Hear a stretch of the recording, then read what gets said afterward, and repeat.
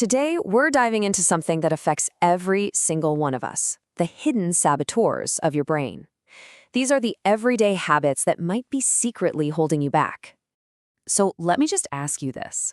What if the things you do every day, completely on autopilot, are actually slowly damaging your most important organ? Yeah, we're talking about your brain's secret enemies. These aren't some big, scary monsters. They're common, innocent-looking habits that over time just drain your focus, mess with your memory, and leave your thinking all cloudy. But hey, this isn't about doom and gloom. We're going to dive in and reveal 7 of these hidden saboteurs. And more importantly, we'll talk about the simple, practical fixes you can literally start using today. Okay, first up, let's tackle the digital age brain drain. It's kind of obvious that modern life has a huge impact on us, but let's look at how it's rewiring our brains, our ability to focus, and even our moods. And saboteur number 1, oh man, this is one I think we're all guilty of. Constantly checking our phones. So what's actually going on here? Well, it's something called the dopamine loop. Every single time you get a notification, your brain gets this tiny little reward, a little hit of a chemical called dopamine. This basically trains your brain to want more and more of that quick stimulation, which makes focusing on deep, meaningful work, well, almost impossible. So, how do you break the cycle?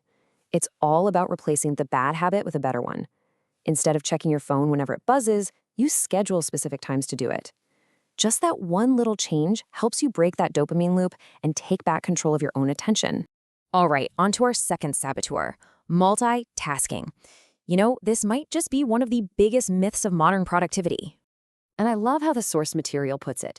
Many people believe multitasking makes them more productive. Neuroscience says the opposite. See, your brain isn't actually doing 2 things at once. It's just switching between them really, really fast. And all that constant switching back and forth, it's not free. It comes with this huge mental cost, leading to a productivity loss of up to 40%. I mean, just think about that. Imagine getting almost half of your productive time back just by kicking this one habit. The fix is super simple to understand, even if it's not always easy to do. Stop juggling. Just focus completely on one single thing at a time. Give it your full attention, get it done, and then move on to the next thing. Our next saboteur is all about what we consume with our minds. Too much negative content. Because what you feed your mind, it really, really matters. Think about it. When you're just endlessly scrolling through bad news or angry online arguments, your brain goes into a stress state. It starts releasing a hormone called cortisol. Now, a little bit is okay, but being exposed to it constantly actually harms the parts of your brain that are responsible for memory and focus. And our final digital age saboteur is something that's become so rare. No quiet time. In a world full of podcasts, videos, and dings from our phones, silence is like an endangered species. Your brain needs those quiet moments to process things and just recharge. So instead of filling every single second with noise, try this. Just spend 10 minutes a day in silence. No screens, no music, just you. It's like hitting a powerful reset button for your mind every single day. Okay, so let's shift gears now. We've talked about the digital world, but what about the physical? Let's get into your body's brain fuel. These are the physical habits that are directly powering your brain. And we have to start with the big one, maybe the most important saboteur of all, lack of sleep. You know, sleep isn't just about resting your body.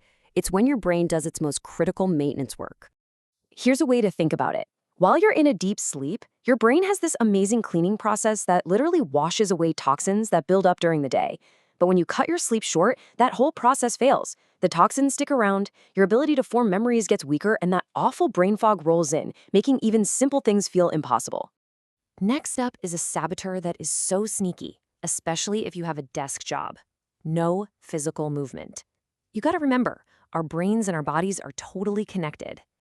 When you sit all day, your blood circulation slows way down, which means less oxygen-rich blood is getting up to your brain. But the solution here is so simple, it's almost funny. Just get up, move around for a few minutes every hour. A quick walk, a few stretches, that's all it takes to get the blood flowing again and give your energy and focus a real boost. And that brings us to our final hidden saboteur for today, skipping breakfast. I know, you've heard it a million times, but when it comes to your brain, it is absolutely true. Get this, your brain is only about 2% of your body's weight, but it uses a whopping 20% of your total energy. It's an energy hog. So after you've basically been fasting all night while you sleep, skipping breakfast is like starting your car with an empty gas tank. You're starving your brain of the fuel it needs to work, and that's going to affect your mood and your thinking for the rest of the day. So where does all this leave us? Well, it leaves us with a really powerful idea. You can actually rewrite your brain's future. And it's not about making these huge, dramatic life changes. It's just about realizing that small, consistent changes can lead to really big results. Look, the main takeaway is this. Your brain's health is in your hands, and it's directly linked to your daily habits. You don't have to fix all 7 of these at once. Just pick one. Just one hidden saboteur to work on, like scheduling your phone time or taking that short walk every hour, and you can start boosting your focus and memory today. So I'll leave you with this question to think about.